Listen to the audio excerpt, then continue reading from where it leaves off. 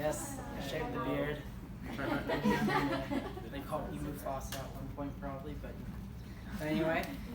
Today, just started off with a question. Who is Porter Richards? Does anyone know? If I called him by his birth name, you'll know who he is. Benjamin Franklin is his name. Porter Richards is his pseudonym name. That's right, in 1752, he did an experiment with the kite, and that's when we discovered that lightning had an electrical charge. This is his most memorable discovery, but he was an amazing man who did a lot of fantastic things in his life. We're going to examine his life, and you'll find you probably are already familiar with many of his quotes and inventions. When I decided to do research on Benjamin Franklin, I was wondering who would his modern day equivalent be. First person came to mind was Bill Gates. They are similar in that they're both brilliant minds of their times and most innovative thinkers and inventors of their times as well. But in my mind, that's where the similarity ends. I propose to you that when you learn more about Benjamin Franklin and his humble beginnings, you will be surprised how he did more with less and is one of the most remarkable people in the U.S. history. We'll be talking about his early life experiences. We'll figure out the great inventions of his time, and we will remind ourselves of his work as a politician. Benjamin Franklin is one of our most memorable forefathers. We will be learning about his inventions that he made that we use today, how he played a role in making the Constitution, and some of his lesser known achievements. Some of his inventions were kind of extensions of others, so just making them better and hopefully to better us. Although his formal schooling only lasted about 2 years, his inquisitive nature led him to being self-taught in a variety of subjects. His early life was an unusual one compared to our lives now. I want to tell you about that he should be remembered for more than just discovering electricity. He was born in 1706, one of 17 children. Surprisingly enough, who can say they're one of 17 children? I know I can't. And at age 10, he went to school from 8 to 10. I'm pretty sure we're all still in school here, so unusual to school to end then. But at age 10, he went to go work with his mom and his dad at the soap and candle making business they had. And at age 15, he was pronounced like a free thinker and a vegetarian. Like, imagine that. Isn't being a vegetarian like more of a modern fad? Much of his early life is spent in various ways involved in the printing and publishing business.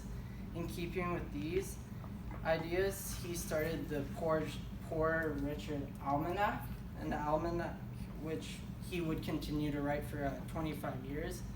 Almanacs were very important, useful tools to farmers, tradespeople, and everyday citizens.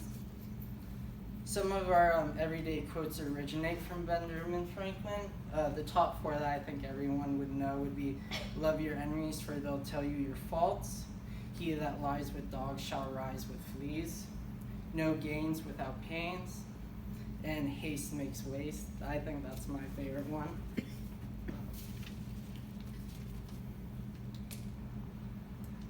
There are many more that we use today. If you're interested, you can look them up in his almanac. His ideas came from problems that he saw around himself, and his inquisitive mind trying to solve them. His brother suffered from kidney and bladder stones and required to use a catheter, and you could obviously assume that would not be comfortable because it's just a metal rod. But still not comfortable today. Yeah.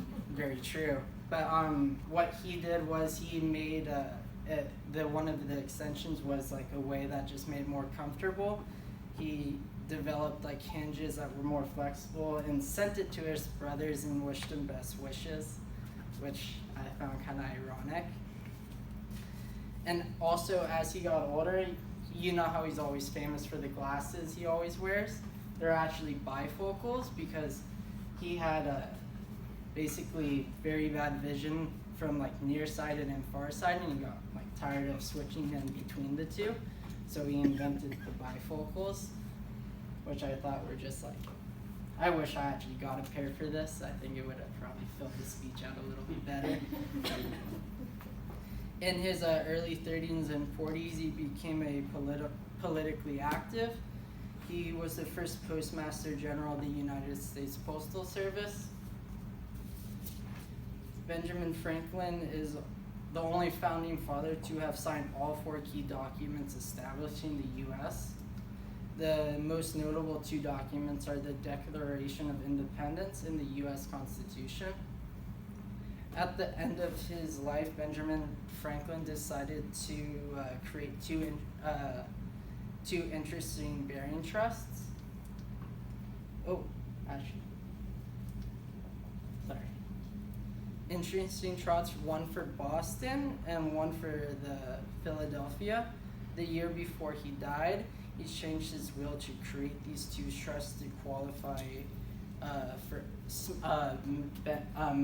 unmarried men for small business loans under the age of 25. He has been recognized throughout history for his compassion for his fellow man and for being very forward thinking. And one thing that I forgot to gloss over, he also invented the lightning rod, which was basically put on buildings to stop buildings from being struck from lightning.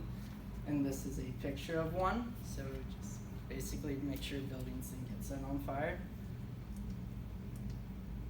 And then in conclusion, it's common for us to remember Benjamin Franklin for his useful inventions and unusual activities, but I want to tell you about some of the other achievements in popular culture we're familiar with. The picture of him always with wearing his bifocals and imagining him flying a kite.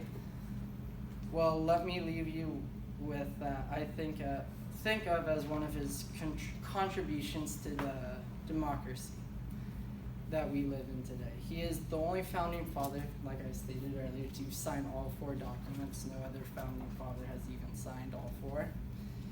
And the 2 most notable documents were the Declaration of Independence and the U.S. Constitution. And among all the important figures in his short history of this country, I admire Benjamin Franklin above all the others for his love of his fellow man.